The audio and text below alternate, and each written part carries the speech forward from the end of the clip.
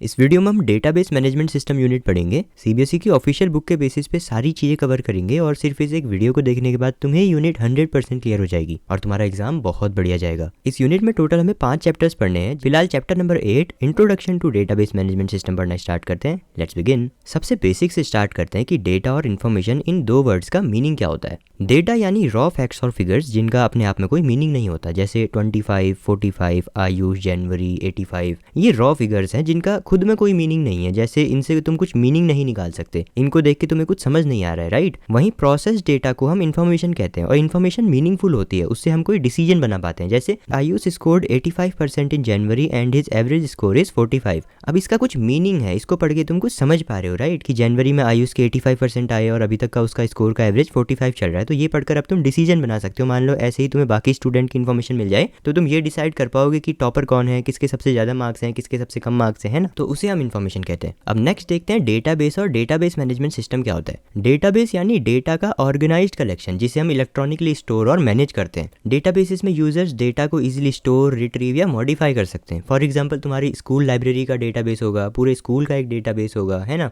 और डीबीएमएस यानी database management system जिससे डेटाबेसेस को मैनेज करते हैं। इससे हम डेटाबेस क्रिएट करते हैं, उसमें डेटा एंटर करते हैं, उसको मॉडिफाई करते हैं या डिलीट करते हैं। बेसिकली डेटाबेस की प्लानिंग और मेंटेनेंस में ये काम आता है। फॉर एग्जांपल माईसीक्वल और लिब्रेऑफिस बेस। अब देखते हैं कि डीबीएमएस के और क्या एडवांटेजेस होते हैं। अब डेटाबेस में क्योंकि डेटा ऑर्गेनाइज रहता है तो उसमें कोई भी डेटा सर्च करना है या रिट्रीव करना है वो काफ़ी फास्ट हो जाता है और हम उस ऑर्गेनाइज डेटा को इजीली एनालाइज भी कर पाते हैं। जैसे उसमें मैक्सिमम या मिनिमम वैल्यू फाइंड आउट करना हो या मीन या एवरेज कैलकुलेट करना हो तो वो भी हम इजीली कर पाते हैं।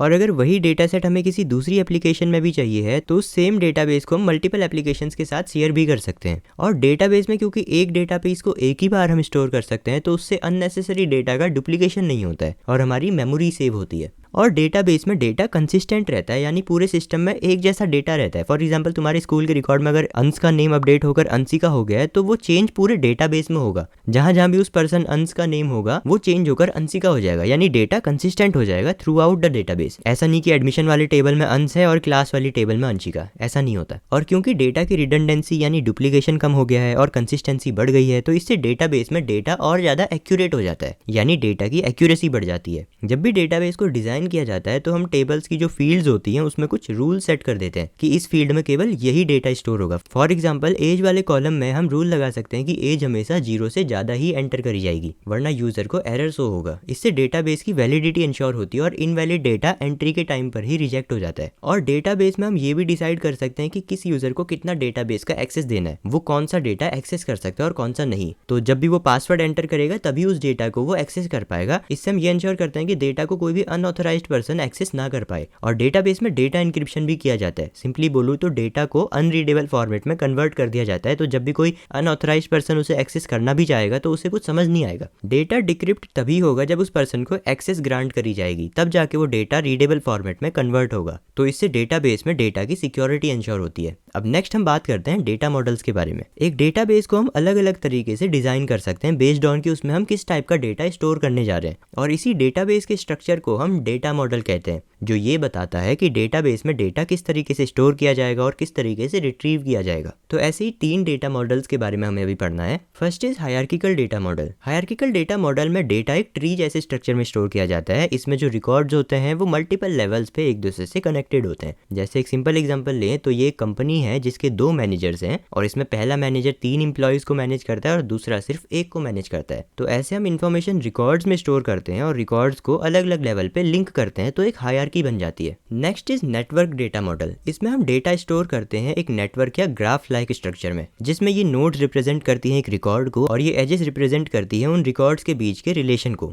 Network data model hierarchical data model से ज्यादा फ्लेक्सिबल होता है क्योंकि इसमें हम complex many to many relationship भी शो कर सकते हैं, जो कि हम हायरार्किकल डेटा मॉडल में नहीं कर सकते थे। जैसे हायरार्किकल में 1 to many और 1 to 1 रिलेशनशिप हम शो कर पा रहे थे, बट मैनी टू मैनी नहीं शो कर सकते उसमें। जैसे अगर ये एम्प्लॉय को अगर दोनों मैनेजर मैनेज करते हैं तो ये हम डायरेक्टली नहीं शो कर पाएंगे हायरार्किकल मॉडल में, बट नेटवर्क मॉडल में कर सकते हैं। तो बेसिक डिफरेंस ये है कि हायरार्किकल मॉडल में एक चाइल्ड के मल्टीपल पेरेंट नहीं हो सकते, बट नेटवर्क मॉडल में एक चाइल्ड के मल्टीपल पेरेंट हो सकते हैं। ये जो अलग अलग रिलेशंस की हम बात कर रहे हैं, one to many, many to many, ये हम चैप्टर में आगे और डिटेल में पढ़ेंगे, तब मैं तुम्हें और अच्छे से इन्हें समझा दूंगा, अभी टेंशन मत लो। और सिर्फ वीडियोस देख के मत चले जाना बोर्ड एग्जाम देने, एक बार प्रीवियस ईयर क्वेश्चंस की प्रैक्टिस जरूर कर लेना। पीवाईक्यूज की प्रैक्टिस के लिए तुम हमारी आईटी की पीवाईक्यू वाली ई बुक फॉलो कर सकते हो, जिसमें लास्ट 5 ईयर्स के पीवाईक्यू और उनके सोल्यूशन दिए हुए हैं, और जो लेटेस्ट सिलेबस में टॉपिक आ रहे हैं सिर्फ उन्हीं के क्वेश्चंस इंक्लूड करे हुए हैं। और इन्हें प्रैक्टिस करके तुम्हें पता लगेगा कि बोर्ड एग्जाम में किस टाइप के क्वेश्चन पूछे जाते हैं और उन्हें कैसे आंसर करना है, ताकि तुम फुल मार्क्स इंश्योर कर पाओ। तो लिंक डिस्क्रिप्शन में दिया हुआ है, जरूर चेक कर लेना।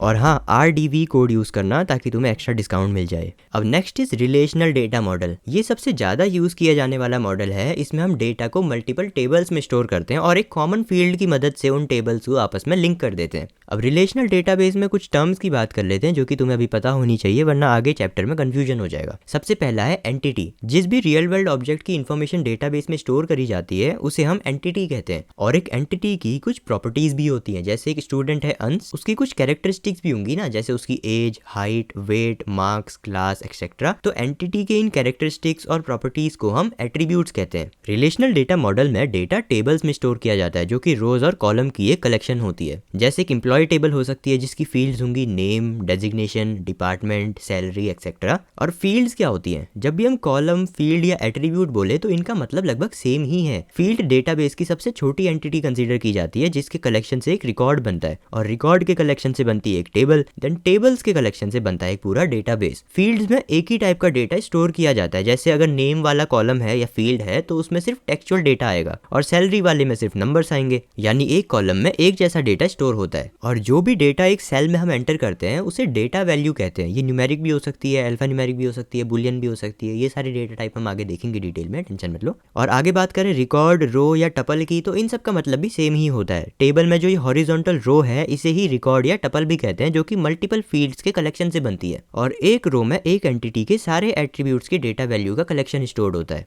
नेक्स्ट हम बात करते हैं कीज के बारे में। डीबीएमएस में मेजरली 5 कीज के बारे में हमें पढ़ना है। कीज की जरूरत क्यों होती है पहले मैं तुम्हें वो बता देता हूँ, तब आगे का तुम्हें इजीली समझ आ जाएगा। तो मान लो तुम्हारी ये क्लास की एक टेबल है जिसमें सारे स्टूडेंट्स का name, phone number, marks, address, Aadhaar card, ये सारी डिटेल्स स्टोर्ड है। तो इसमें देखो ये 2 बच्चों का नेम सेम है, सौरभ और सौरभ, पर इन 2 सौरभ में से एक क्लास का टॉपर है और दूसरा जस्ट पासिंग मार्क्स लाता है। तो जब हम इन सौरभ का डेटा निकालना चाहेंगे डेटाबेस में से, तो हम कैसे डिफरेंशिएट करेंगे इन दोनों में? क्योंकि अगर डिफरेंशिएट नहीं कर पाए तो ऐसा भी तो हो सकता है जो प्राइस टॉपर के एड्रेस पे सेंड करना था वो गलती से दूसरे सौरभ के घर पे चले जाए। ऐसे में दिक्कत हो जाएगी। इसलिए हमें टेबल में कीज का यूज करना होता है ताकि हम हर एक रो को इजीली यूनिकली आइडेंटिफाई कर पाए। तो पहली की है सुपर की। सुपर की में वो सारे कॉलम्स का सेट आ जाता है जो कि टेबल की हर एक रो को यूनिकली आइडेंटिफाई कर ले। जैसे अगर सारे कॉलम्स को मिलाकर तुम एक की बना दो तो वो ऑब्वियसली एक सौरभ को दूसरे सौरभ से तो अलग कर ही पाएगी इजीली, है ना। बट ये कोई यूजफुल तरीका नहीं है। इसलिए नेक्स्ट की कैंडिडेट की बात करते हैं। कैंडिडेट की को हम मिनिमल सुपर की कहते हैं, क्योंकि इसमें सिर्फ वो एट्रीब्यूट्स होते हैं जो कि टेबल में हर एक रिकॉर्ड को यूनिकली आइडेंटिफाई कर ले, और इसको तुम फर्दर रिड्यूस नहीं कर सकते। मतलब अगर इन एट्रीब्यूट्स को तुम यूज नहीं करोगे तो तुम एक रिकॉर्ड को यूनिकली आइडेंटिफाई नहीं कर पाओगे। जैसे अगर सिर्फ आधार कार्ड भी हमें पता होगा तब भी हम 2 स्टूडेंट्स के बीच इजीली डिफरेंशिएट कर सकते हैं, क्योंकि आधार कार्ड नंबर तो सबका यूनिक ही होता है ना। या फिर अगर पैन कार्ड डिटेल इसमें होती तो वो भी एक कैंडिडेट की बन जाती। तो ऐसे मल्टीपल कैंडिडेट कीज हो सकती हैं एक टेबल में, बट इन सारी कैंडिडेट कीज में से हम एक को प्राइमरी की सेट करते हैं। Primary key is a column or set of column in a database that can uniquely identify each row. और प्राइमरी की कॉलम में कोई भी वैल्यू रिपीट नहीं हो सकती और ना ही नल हो सकती, मतलब इसको तुम खाली भी नहीं छोड़ सकते, और 2 रोज में प्राइमरी की वैल्यू सेम भी नहीं हो सकती। और अगर 2 या 2 से ज्यादा कॉलम से मिलकर एक प्राइमरी की बन रही है तो उसे हम कंपोजिट की कहते हैं। और जो कैंडिडेट कीज प्राइमरी की नहीं बन पाई उन्हें कहते हैं अल्टरनेट कीज। और लास्ट में हमारी फॉरेन की उसे कहते हैं जो कि दूसरे टेबल की प्राइमरी की को रेफर करती है और इन 2 टेबल्स को आपस में लिंक करती है। And the last topic of this chapter is objects in DBMS. DBMS में ऑब्जेक्ट्स उन स्ट्रक्चर या कंपोनेंट्स को कहते हैं जिसकी हेल्प से हम डेटा स्टोर, मैनेज या मैनिपुलेट कर पाते हैं। जैसे टेबल्स में हम डेटा स्टोर करते हैं और क्वेरीज की हेल्प से हम उस डेटा को रिट्रीव कर सकते हैं, अपडेट कर सकते हैं या उसमें कुछ चेंजेस कर सकते हैं या उसे डिलीट भी कर सकते हैं। और फॉर्म्स एक यूजर फ्रेंडली तरीके से हमें टेबल में डेटा एंटर करने का ऑप्शन प्रोवाइड करता है। और रिपोर्ट्स में से हम डेटाबेस से स्पेसिफिक डेटा को रिट्रीव करके एक प्रॉपर फॉर्मेट में रिप्रेजेंट कर सकते हैं ताकि उस डेटा को समझना आसान हो और उसको एनालाइज करके कोई हम डिसीजन बना सके। ताकि उस डेटा को समझना आसान हो और उसको एनालाइज करके कोई डिसीजन बनाना भी आसान हो। जैसे तुम सिंपल अपने स्कूल के रिपोर्ट कार्ड का ही एग्जांपल ले लो, उसमें एक साइड सब्जेक्ट होते हैं और दूसरे साइड उनके मार्क्स होते हैं, तो तुम इजीली समझ पाते हो कि कौन से सब्जेक्ट में कितने मार्क्स आए हैं, किस सब्जेक्ट में सबसे ज्यादा मार्क्स आए हैं, किस में सबसे कम आए हैं, तो तुम इजीली उसे एनालाइज कर पाते हो, डिसीजन बना पाते हो, है ना। तो यहाँ पे हमारा चैप्टर नंबर 8 कंप्लीट होता है। आगे बढ़ते हैं और chapter number 9 starting with Libre office base पढ़ना स्टार्ट करते हैं।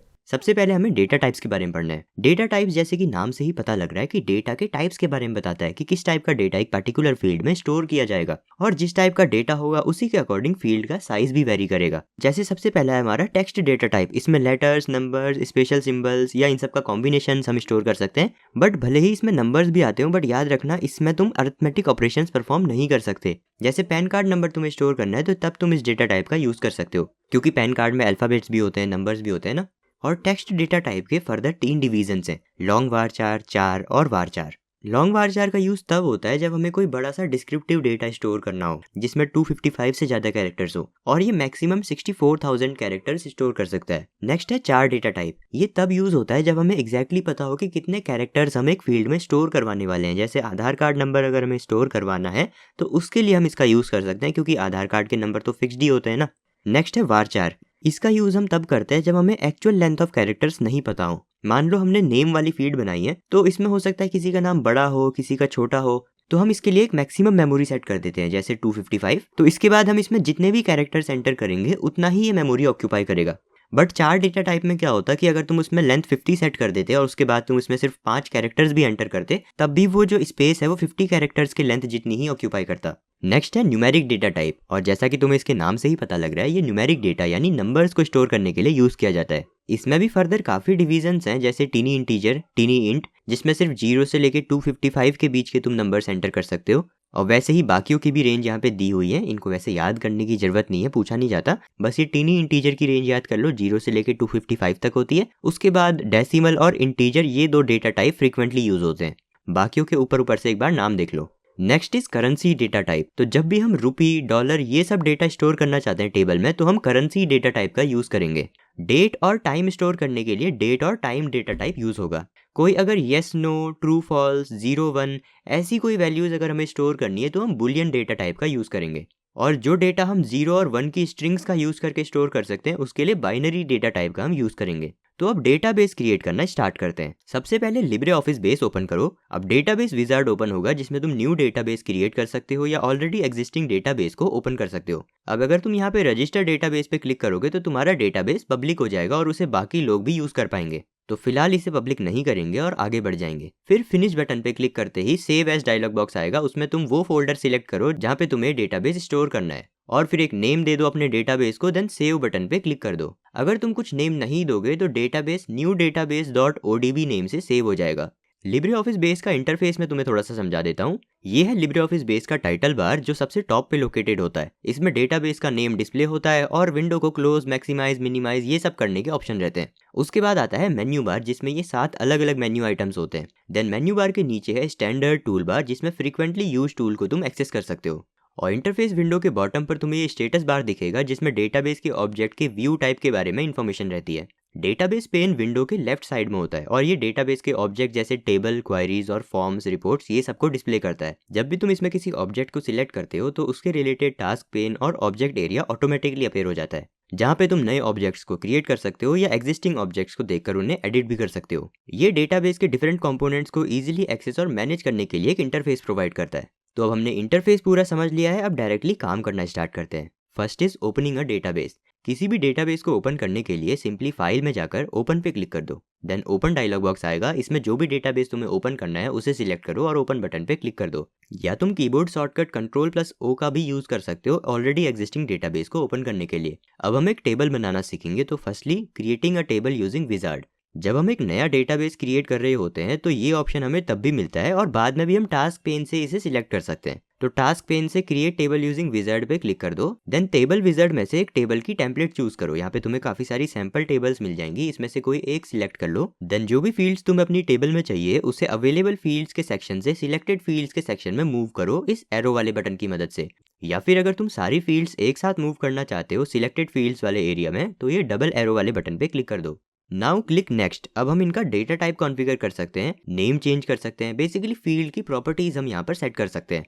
नेक्स्ट पे क्लिक करके अब हम एक प्राइमरी की सेट कर सकते हैं अपने टेबल के लिए। प्राइमरी की यानी कि एक ऐसा कॉलम जिसकी वैल्यू हर एक रो के लिए यूनिक होगी, प्लस तुम उसे खाली नहीं छोड़ सकते हो। ये तुम्हें हेल्प करेगी एक रो को यूनिकली आइडेंटिफाई करने में।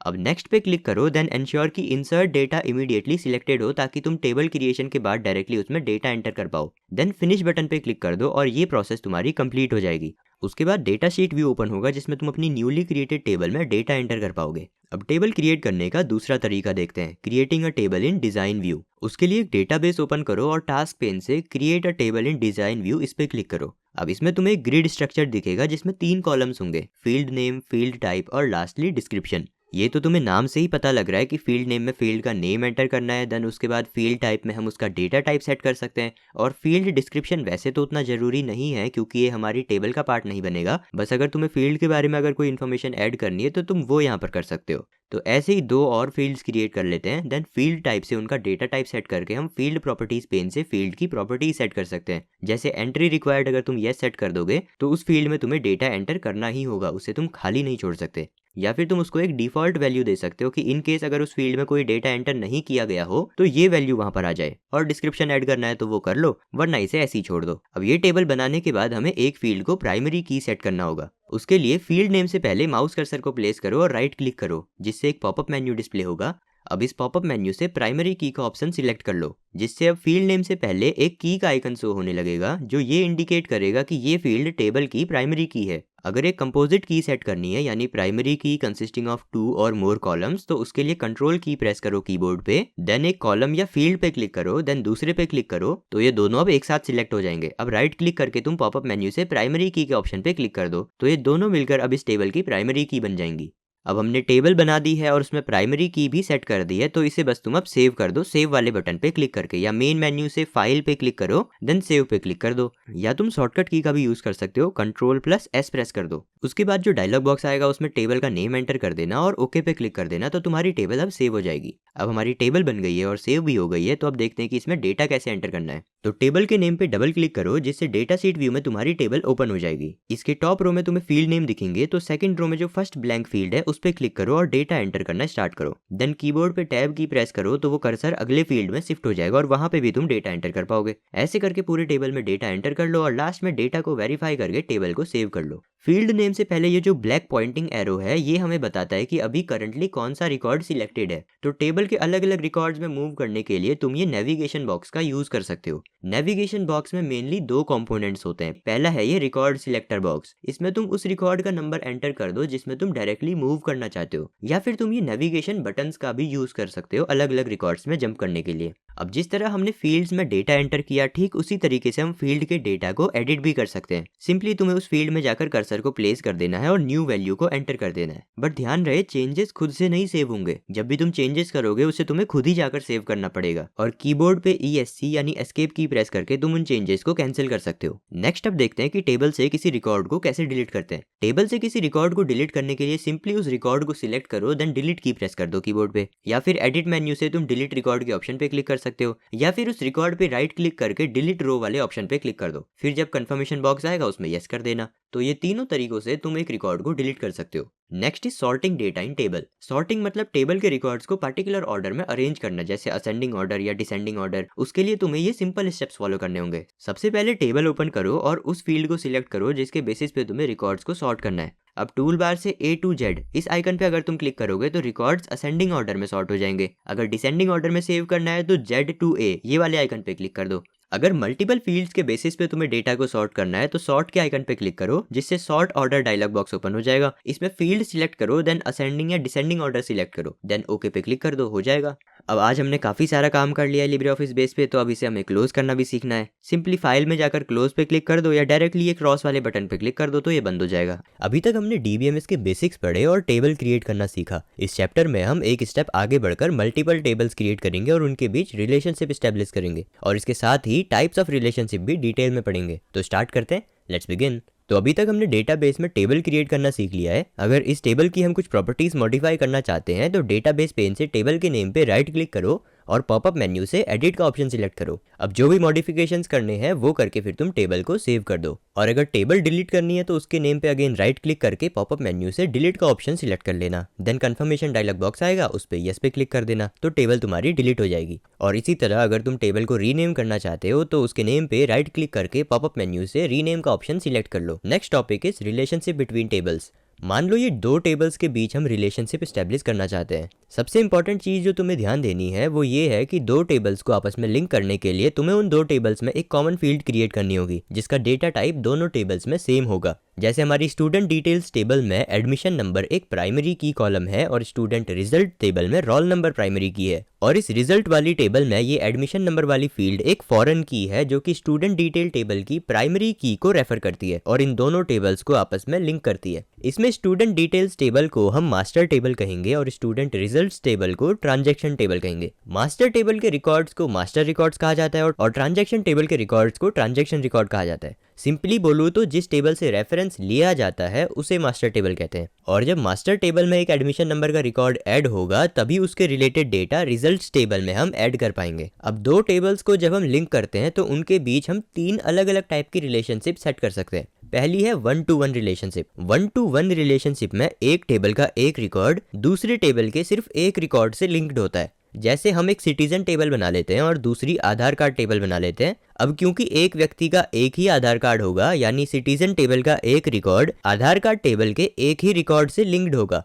और आधार कार्ड टेबल से भी हर एक रिकॉर्ड एक ही सिटीजन रिकॉर्ड से लिंक्ड होगा, तो इसे हम कहते हैं 1-to-1 रिलेशनशिप। दूसरा है 1-to-many रिलेशनशिप। 1-to-many रिलेशनशिप में एक टेबल के एक रिकॉर्ड के साथ दूसरे टेबल के मल्टीपल रिकॉर्ड्स लिंक्ड हो सकते हैं। मतलब एक तरफ से एक रिकॉर्ड और दूसरी तरफ से उससे रिलेटेड काफी सारे रिकॉर्ड्स हो सकते हैं। जैसे कंपनी की डिपार्टमेंट और एम्प्लॉय टेबल देखो, इस कंपनी में एक डिपार्टमेंट के अंदर मल्टीपल एम्प्लॉयज काम कर सकते हैं बट एक एम्प्लॉय एक ही डिपार्टमेंट में काम कर सकता है। तो ये हुआ 1-to-many relationship. Many to many relationship का मतलब है कि एक टेबल के मल्टीपल रिकॉर्ड्स दूसरे टेबल के मल्टीपल रिकॉर्ड से लिंक्ड हो सकते हैं। एग्जांपल से समझो, जैसे एक स्टूडेंट और कोर्स टेबल का एग्जांपल देखो। इसमें एक स्टूडेंट मल्टीपल कोर्सेज में इनरोल कर सकता है और एक कोर्स के अंदर मल्टीपल स्टूडेंट्स हो सकते हैं। पर हम ये रिलेशनशिप क्रिएट क्यों करते हैं दो टेबल्स के बीच में? What are the advantages of creating relationship between tables, वो देखते हैं। टेबल्स के बीच रिलेशनशिप बनाने से एक ही डेटा को बार बार स्टोर करने की जरूरत नहीं पड़ती।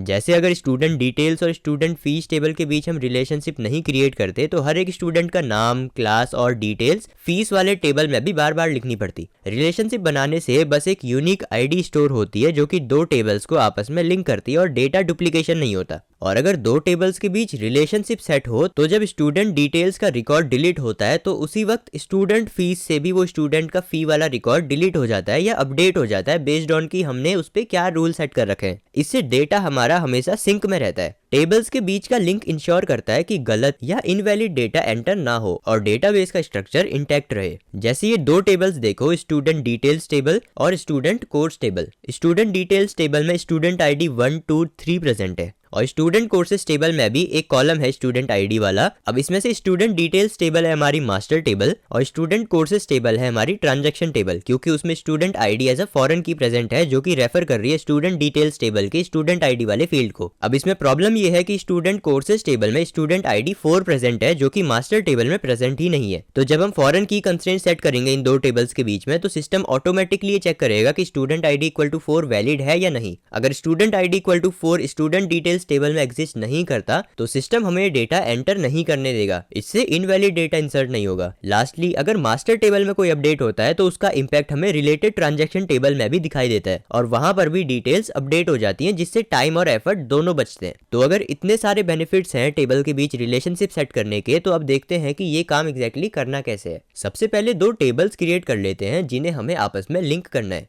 जैसे एक टेबल है इवेंट कैटेगरी और दूसरी है इवेंट्स, और दोनों में एक कॉमन फील्ड हमें बनाना पड़ेगा जिसके बेसिस पे हम इन दोनों को आपस में लिंक करेंगे। इवेंट कैटेगरी टेबल में कैटेगरी आईडी फील्ड को हम प्राइमरी की सेट कर देंगे और यही फील्ड इवेंट्स टेबल में एक्ट करेगी एज अ फॉरेन की और इवेंट्स टेबल की प्राइमरी की होगी इवेंट आईडी। तो ये हुआ टेबल क्रिएशन वाला पार्ट। उसके बाद रिलेशनशिप सेट करने के लिए मेन मेन्यू से टूल्स के अंदर रिलेशनशिप पे क्लिक करो। Then relationship design screen appear होगी। अब इसमें हमें ऐड टेबल्स के डायलॉग बॉक्स में अपनी दोनों टेबल्स को ऐड करके क्लोज बटन पे क्लिक करना है।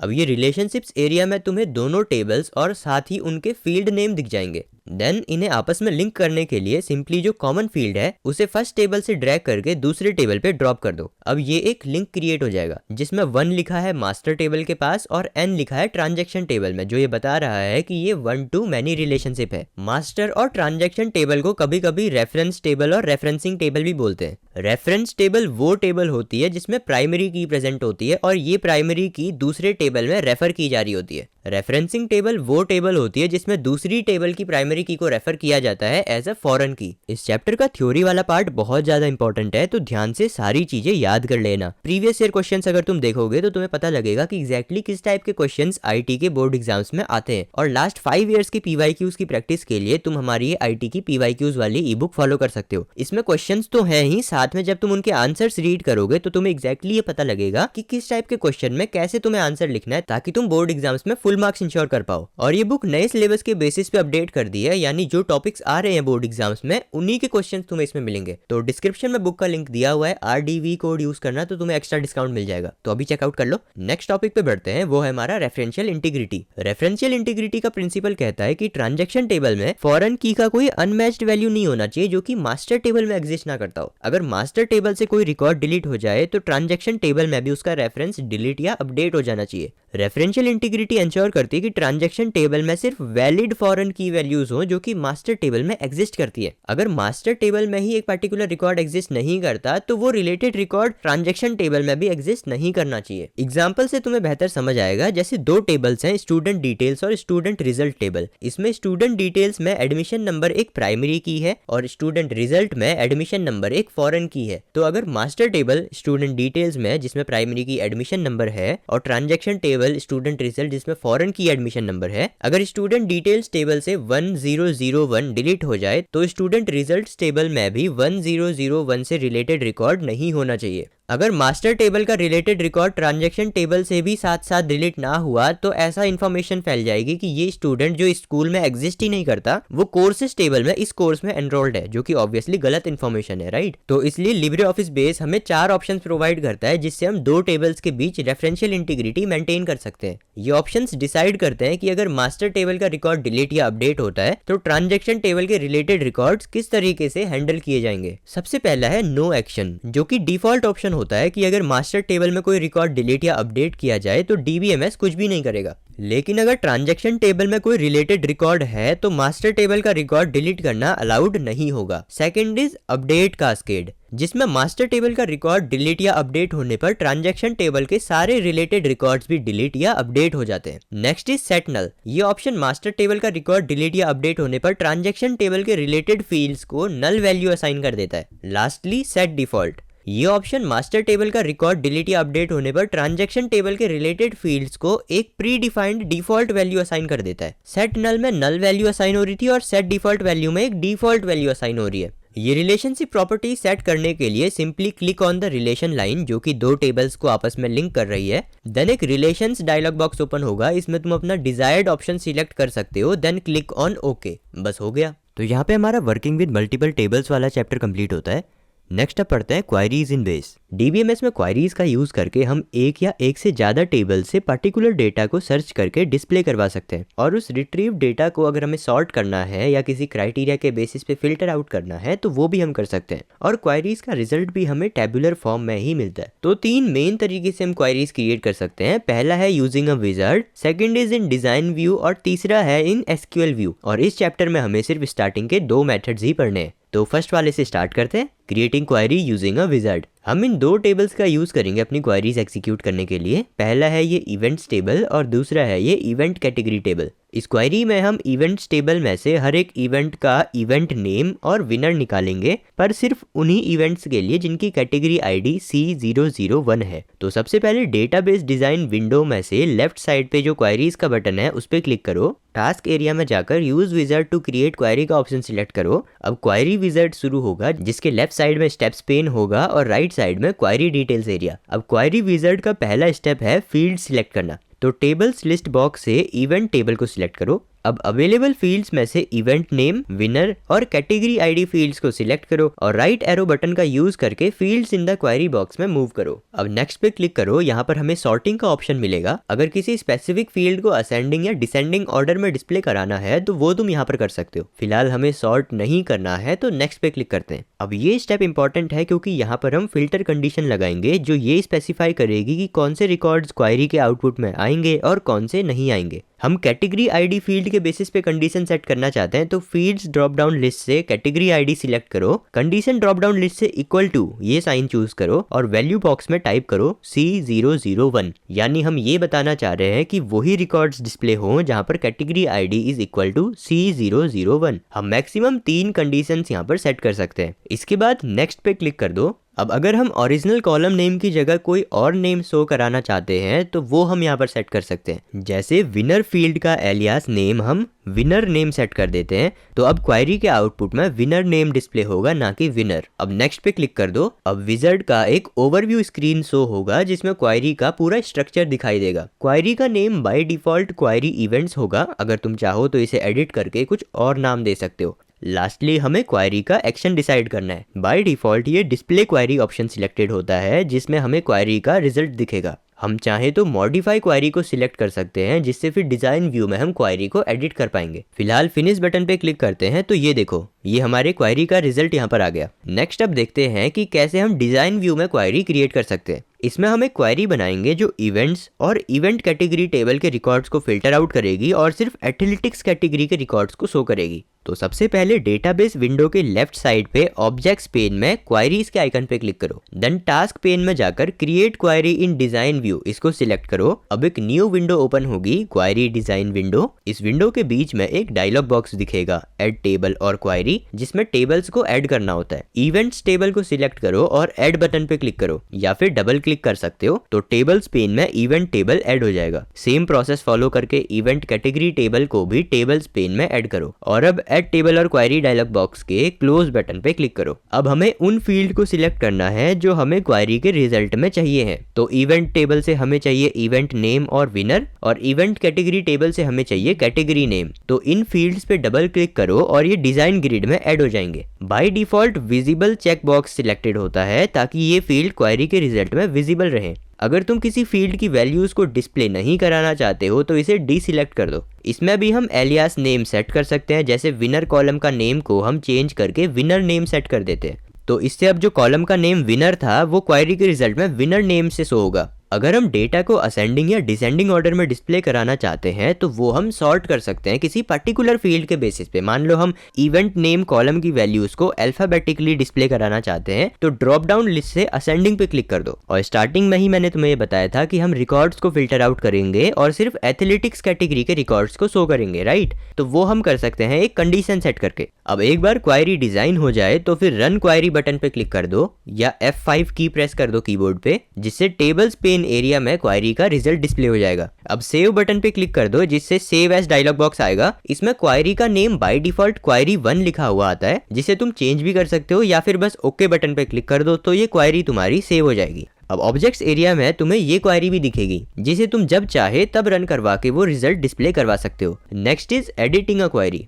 डेटाबेस विंडो में क्वेरी सेक्शन में अपनी क्वेरी पे राइट क्लिक करो और एडिट ऑप्शन सिलेक्ट करो। फिर जो भी तुम्हें चेंजेस करने हैं वो करके तुम अपनी क्वेरी को सेव कर दो। जैसे इधर देखो, क्राइटेरिया वाली रो में तुम अपनी कोई कंडीशन मेंशन कर सकते हो। उसमें तुम रिलेशनल ऑपरेटर जैसे greater than, equal to, less than ये सब भी मेंशन कर सकते हो। जैसे पॉइंट्स वाले कॉलम को शो करना है बट ओनली वो जिनके पॉइंट्स ग्रेटर देन 10 हो, तो वो तुम यहाँ पर सेट कर सकते हो। लास्ट टॉपिक है इस चैप्टर का वर्किंग विद न्यूमेरिकल डेटा। अभी तक हम टेबल से सिर्फ डेटा निकालकर डिस्प्ले करवा रहे थे, बट हम चाहें तो इस डेटा पे कुछ मैथमेटिकल फंक्शंस भी लगा सकते हैं, जैसे काउंट, सम, मैक्सिमम, मिनिमम, एवरेज। एक बार करके देखते हैं तो तुम्हें और अच्छे समझ आएगा। एक नई क्वेरी क्रिएट कर लेते हैं। इसमें इवेंट्स और इवेंट कैटेगरी टेबल ऐड कर लेते हैं। Then category name field add करो फ्रॉम इवेंट कैटेगरी टेबल और पॉइंट्स फील्ड ऐड करो फ्रॉम इवेंट्स टेबल। अब कैटेगरी नेम फील्ड के नीचे फंक्शन वाली रो में जाओ और ड्रॉप डाउन मेन्यू से ग्रुप का ऑप्शन सिलेक्ट कर लो। देन पॉइंट्स वाली फील्ड के लिए फंक्शन सिलेक्ट करो एवरेज का।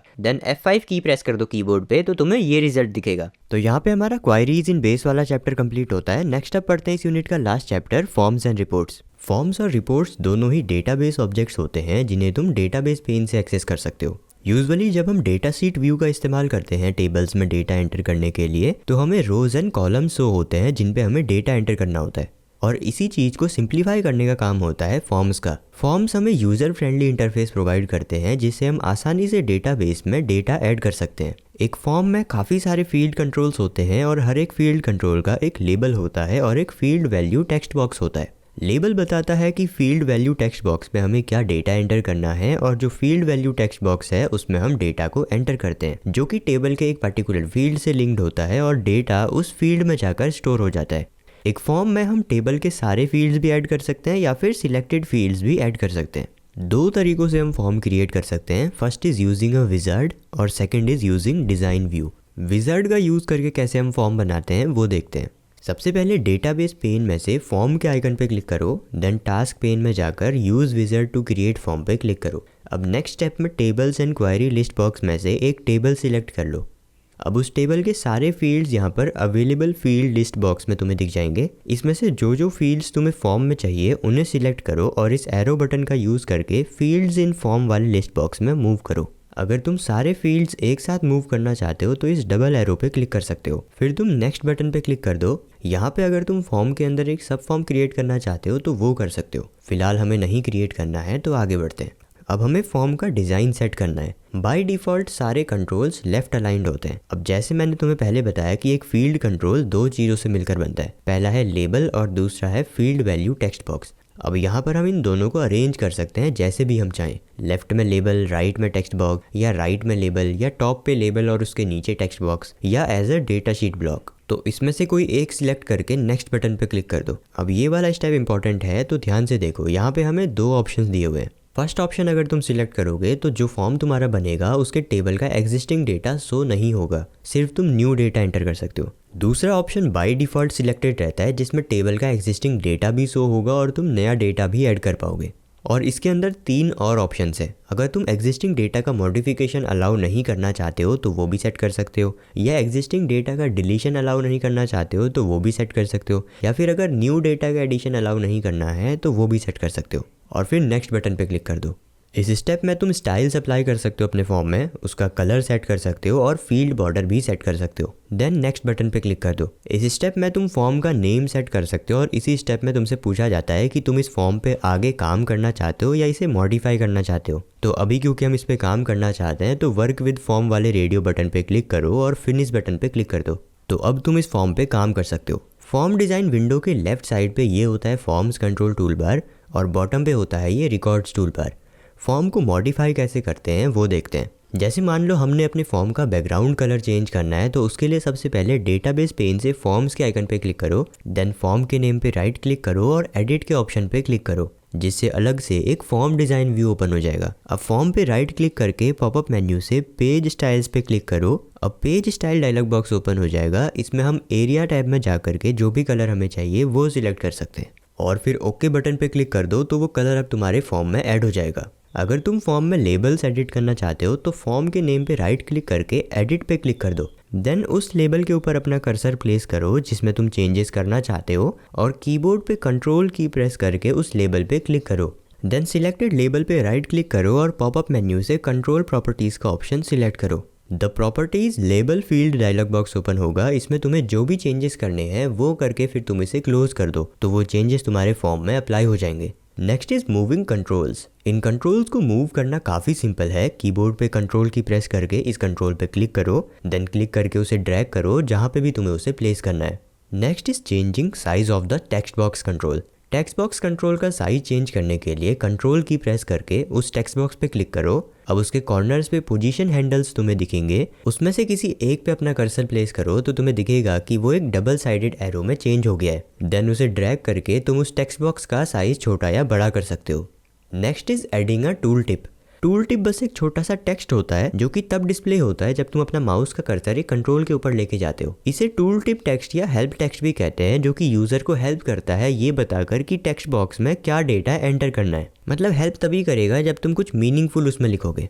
तो टूल टिप कैसे ऐड करते हैं वो देखते हैं। कीबोर्ड पे कंट्रोल की प्रेस करके इसमें से किसी एक टेक्स्ट बॉक्स पे क्लिक करो जिसमें भी तुम्हें अपना हेल्प टेक्स्ट ऐड करना है। देन अब उस पर राइट क्लिक करो और पॉपअप मेन्यू से कंट्रोल प्रॉपर्टीज का ऑप्शन सिलेक्ट करो। The properties text box appear होगा। इसमें तुम नीचे स्क्रॉल करके टेक्स्ट प्रॉपर्टीज पे आओ। इसमें तुम अपना हेल्प टेक्स्ट एंटर कर सकते हो जो कि यूजर को हेल्प करेगा सही डेटा एंटर करने में। और बस फिर तुम इस क्रॉस बटन पे क्लिक करके इस डायलॉग बॉक्स को बंद कर दो। अब जब तुम इस टेक्स्ट बॉक्स पे अपना माउस का कर्सर प्लेस करोगे जिस पे तुमने हेल्प टेक्स्ट ऐड किया था, तो वो अब तुम्हें यहाँ पे डिस्प्ले होगा। फॉर्म्स एंड रिपोर्ट्स के बारे में बोर्ड एग्जाम में लगभग हर साल एक नया क्वेश्चन तो आता ही है और कुछ ऐसे टॉपिक्स हैं जिनके क्वेश्चंस हर साल रिपीट होते रहते हैं और वो टॉपिक्स तुम्हें तब पता चलेंगे जब तुम प्रीवियस ईयर क्वेश्चंस की प्रैक्टिस करोगे। तो डिस्क्रिप्शन में मैंने लास्ट 5 ईयर्स के आईटी के प्रीवियस ईयर क्वेश्चंस वाली ई बुक दी हुई है। उसमें लास्ट 5 ईयर्स के प्रीवियस ईयर क्वेश्चंस हैं, उनके सोल्यूशंस भी हैं, तो उनकी प्रैक्टिस जरूर कर लेना। नेक्स्ट अब बात करते हैं फॉर्म्स कंट्रोल टूल बार के बारे में। फॉर्म्स कंट्रोल टूल बार में काफ़ी सारे टूल्स होते हैं जिससे हम फॉर्म में कंट्रोल्स को ऐड या मॉडिफाई कर सकते हैं। तो इनमें से कुछ टूल्स को यूज़ करना सीख लेते हैं। यूजुअली जब हम कंप्यूटर में फॉर्म फिल कर रहे होते हैं तो एक कैलेंडर शो होता है जिससे हम डेट चूज़ कर सकते हैं, जो कि हमारे काम को आसान कर देता है एज़ कम्पेयर टू कि हम खुद से डेट को टाइप करें फॉर्म में, राइट। तो एक फॉर्म में डेट वाली फील्ड में कैसे हम कैलेंडर को ऐड कर सकते हैं वो देखते हैं।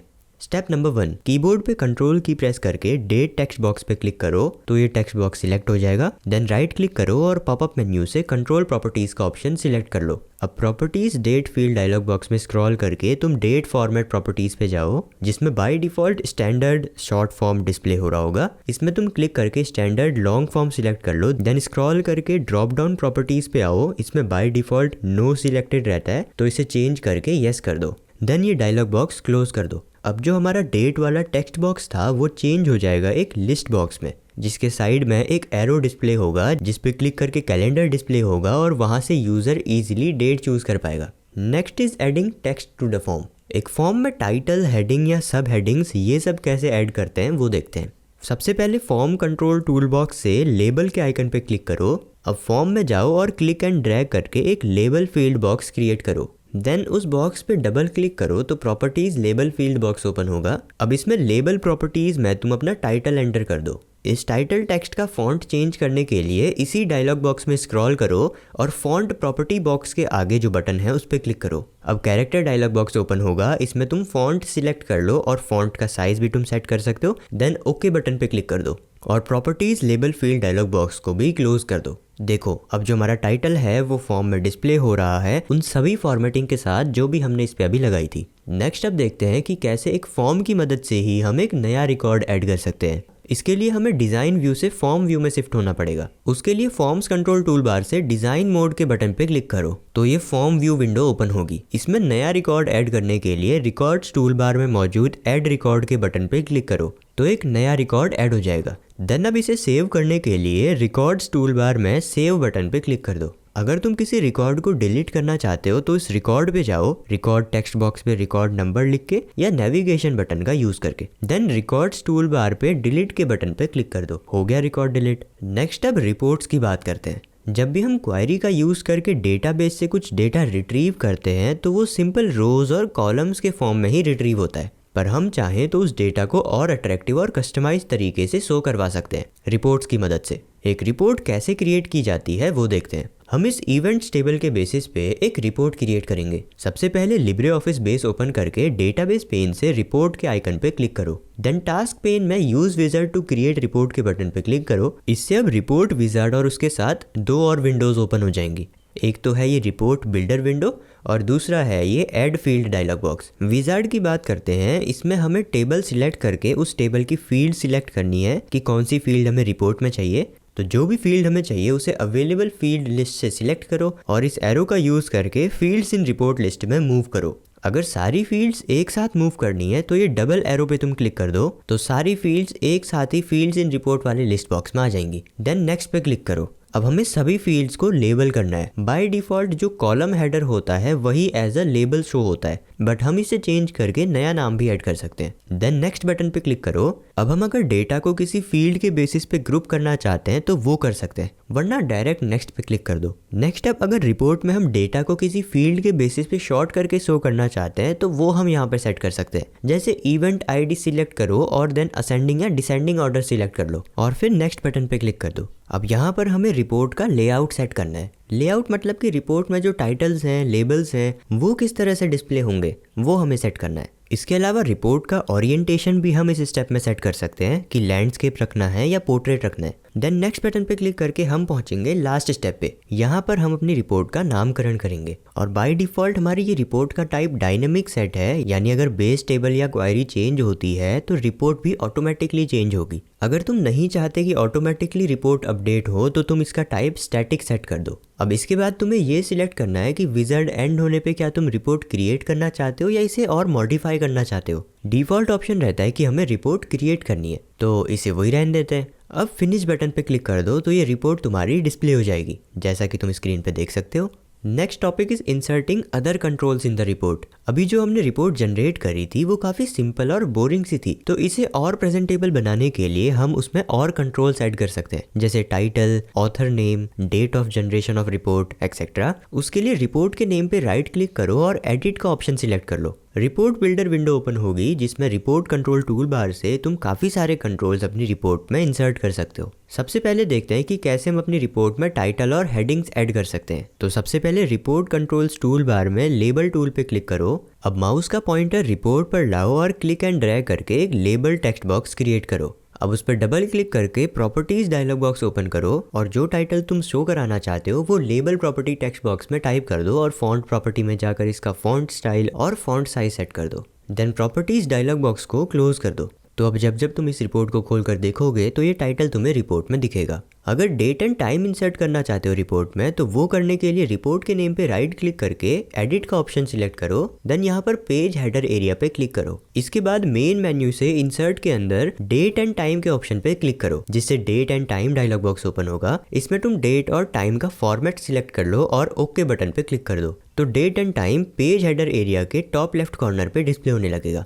तुम चाहो तो उस पर क्लिक करके उसे पेज हेडर एरिया में किसी और लोकेशन पे ड्रैग कर लो तो वो वहाँ पर मूव हो जाएगा और फाइनल रिपोर्ट तुम्हारी कुछ इस तरीके की दिखेगी। तो यहाँ पर हमारा फॉर्म्स एंड रिपोर्ट वाला चैप्टर कंप्लीट होता है और इसी के साथ हमारी DBMS यूनिट भी यहाँ पर समाप्त होती है। पर सिर्फ वीडियोस देख के बोर्ड एग्जाम देने मत चले जाना, क्वेश्चंस की प्रैक्टिस जरूर कर लेना। डिस्क्रिप्शन में PYQs की ई बुक का लिंक है, वहाँ से तुम उसे डाउनलोड कर सकते हो और अपने बोर्ड एग्जाम्स में मैक्सिमम मार्क्स इंश्योर कर सकते हो। तो इतना ही रखते इस वाली वीडियो के लिए। आई होप तुम्हें वीडियो पसंद आई होगी। अगर ऐसा है तो वीडियो को लाइक कर देना, सब्सक्राइब कर दो इस वाले चैनल को। मैं मिलता हूँ तुम्हें नेक्स्ट वाली वीडियो में। Thanks for watching.